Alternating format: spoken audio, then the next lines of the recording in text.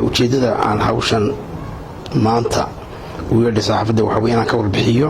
arrimo soo taagnaa iyo kuwa hadda cusub oo jira markii isticmaalku noo yimina qolo walba meesheedii buu ugu tegay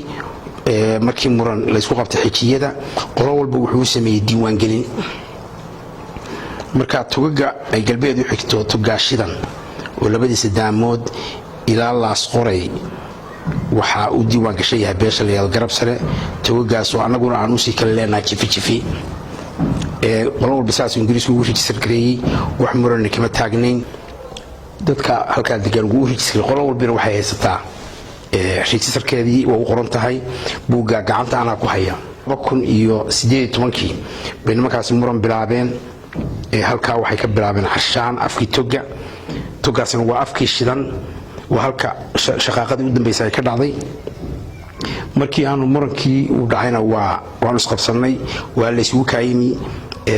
guddiga nabadgelyada gobolka Sanaag Baartigi aniguna boosaasan ka tahay waa la wada hadlay markii la isugu kaayay aan ismaqalay oo hadalka qolo walba la dhageystay waxa lagu ballamay in shir la isugu yimaado gobol nabadeed Ceergaabo ciidamadan lagu kala qaado ciidankayga lagu qaadnay iyagu maan labaad way ku soo noqdeen iyaga oo ladka haysta oo arintan uu dabada ka wado maayirka degmada Ceergaabo Ismaaciil Xaaji Nuur oo ah deegaanka degmada Ceergaabo maayirka ka soo dadkiisana isaga xukumayay beeshaan isaga waayeelo ah isaga yar ku noqda meeshii iyagii baa si u joogay dhowrjo Ceergaabo aan u tigi 3 bilood baan fadhiyay waa gardiideen labada bilood oo aan muranku naga dhaxeeyay ama beeshii Maxamed Muuse oo hormood ka wahayd waxay yiraahdeen habar yoonis baan nahay arinka waxa idin kala hadlaaya habar yoonis warkadaay habar yoonis arinta dhulkan dama taqaano inaga darisa arintaas waa suurta gal weydii waxa markaa 3 bilood markaan fadhiyay markii dambe waxa kala soo baxay iyadoo gooshii diideen cid walba waa la hadashay waxaan habar yoonis ahayn ka anoo waxaan leeyahay waxaan naga dhaxayn habar yoonis waa qabiilka ballaaran oo dalka daafo badan kala dega markaas heshiiska Ceergaabo nabadda Ceergaabo anaga geynay cid wax ka qabatay ama u soo gurmatay ma jirto waxay sii wadeen weerarkii togi qayb ay qabsadeen 5 weerar oo kala dhacay markaa waxaan ugu waa isdifaac hadii maamulka jiro halkaana maamulka haduu yahay Barsaab iyo haduu yahay taliyaab ciidamada iyo haduu yahay kan booliska ciidanka qalabka sida iyo nabadsuga hadii jirto authority meesha ka jira ninkaas ka amar qaata nimanka dib baa haysatay waa soo arkay dib ku filan baa haysatay saraakiisha meesha joogtay ninkaas 30 sano u joogay 30 sano hadii maamulka Soomaaliland oo soo yimaado ilaa hadda kartaa ma jirto taa kulantii gurigiisa ka soo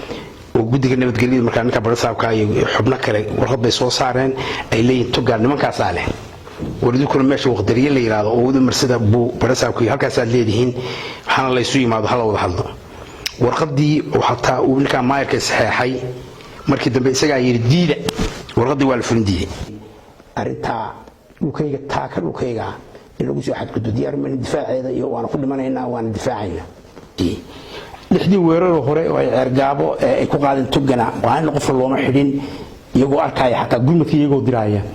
odayaashaydi magaalada joogay boqol Ibrahim Xasan iyo guurti Siciid Maxamuud Ismaaciil labadiba waa la xidhay waa ninkii ragii nabadda u joogay waa ninkii waligood Ceergaabo taagnaa sharafkooda meel baa laga dhacay saacadaan hadlayna wali meeshii ku jiraan وانا صبره يعني تشوفك انت على عن كبشده لحين يعني قف هذا واحد شغله وين بدي الشغله طلاب لما قاعدين يجينا مeel kan ku shireen maalin walba fidmay ka shaqeynayaan waxa isfarayaan munkar waxa leeyahay habar yoon space dhaarsatay odayaashii markaan talaabada hadda qaadayna waxa weeye odayaashu waxay leeyihiin waa odayaasha degdeg loo sadeeyo nimankan guddiga nabadgelyada aad bay arintaasi dhaawacdi ku tahay ambaar bay ku tahay inaanad dhinacna la shaqeynaysan oo aan waxba ka qaban karin dhinaca kale hadda talaabo qaadana aad xariga la tiigsanaysaan oo doonaysan guddiga nabadgelyada xidhay arintaas waa ambaar odayaashana waa in degdeg loo soo daayaa xoriyadooda la soo siiyaa waliba apologize laga bixiyaa oo aan idaacadaha ka maqlaa in nimanka lagu gafay ciidamadii meesha joogay xeebta de markay arkeen dhismaa meesha laga bilaabay MCH meeshii masaajidka laga dhigay haddana anagoo gooshu sugayna baa alaab Ceergaabo laga raray MCH baa laga bilaabay waa la hadlo waxa la joojiyay MCH ka ninka gafantoora wuxuu waayay waan joojiyay gaarigii oo waa la hayaa mayd baa lagu hayaa been bay noqotay gaariga waa la sii daayay meeshii baa la geeyay alaabta halka la dhigtay bulkeeti baa la sameystay nimankan halka degan inagu isnaqaana nin baynu soo naqaanaa waxa tiraadaan warsangeli waa ogtiin kuma jiro dagaalkan Puntland baa tiraada cabaadaysan kuma jirto annagu waxaan ognahay in nimanka waxa ku jira ciida gale oo garxigsaas uu timaadaan waxa ku jira Muuse Cabdalle oo Cabdalle Ismaaciil Muuse Ismaaciil oo go'dega annaga laga helmaayo nin xataa warsangeliga ku diriska nala la asqori ku aan diriska nala kuma jira dawladdu waxa la yiri saxarada waxa fogeeyay ninkii og inuu waagu bariyay annagu waxa soo dhan baanu ognahay dagaalkan hadda wuxuu ku jira beesha garab sare qura wada hadii aad dalbanayso dagaalka in la ballaariyo daguuba iska ballaaran beelaha kalena way maqli doonaan waxa weeye nabadii aan horseedka ka hayno cirgaaba geeni oo aan gobolka ka shaqeynay ee aad idinku markii waliba gobolka la isugu tagay aad idinku ku tanaadeen ee Ismaaciil Xaajin uu sodonka sano uu xukumayay nabadda marka aan Ismaaciil maanta rabin oo diyaarka u ahayn marka maanbiga sugaya waxaan ku sheegayaa inaanad ku gamayn halka inaanad hawaysan karin aanu leenahay inaanad talaabo aanad qaadi karin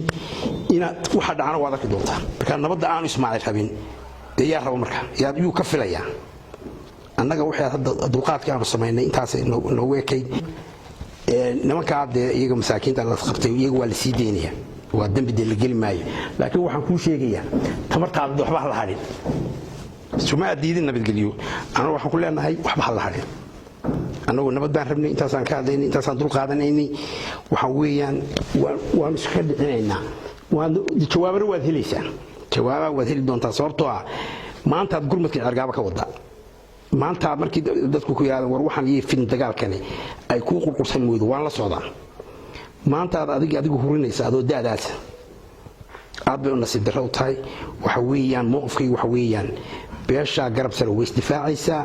taa ka dhulay leedahayna ka tanaasulmayso hana waxaan qaltaaginina togaashidan annaga leh waqdariyo waa marsadooyin ka dhoofaan bay ahayd biyaha togiin waa kan galbeedka ka mara magaalo walba marsado waxay leedahay laba togo midna bari ka maro midna uu ka maro galbeedka meeshaas waa shidan waa afkii shidan dabada inaad MCH ka dhistaan iyo masaajidka waan misliil garayseen waxa weeyaan yubbe iyo qaarad iyo armal midaad MCH laga dhisay ma jiro waxa la yiraahdaa kriteeriyada ma buuxin warmo waxa saab maamula masaajid waa meel laga dhisay MCH meelan hooyo iyo dhalaan joogin waxa la wasaaradda caafimaadka Soomaaliland baa bixisay mashruuc la yiraahdo SDF baa fangareynaya qandaraaskii baa la baahiyay guddi qandaraas baa ka shirtay meel isla nimayo waxaad meesha ku haysan waa taas u daliila aad bay nasiib darro tahay meel isla waan idna joogin ilaa MCH baa laga unkaya sootii horreyn jirto in dad meesha ay digaan in caruur digaan in iskuulka horeynaya caafimaadka ay social ay saayisu barbar socdaan waa in dadkii la helaadeen waa aad bay nasiib darro tahay waa wax laga xishoodo maamulka wiilisligareeyeen been bay u sheegeen wasaaradda isuduwaha caafimaadka gobolkan waxa ka dambeeya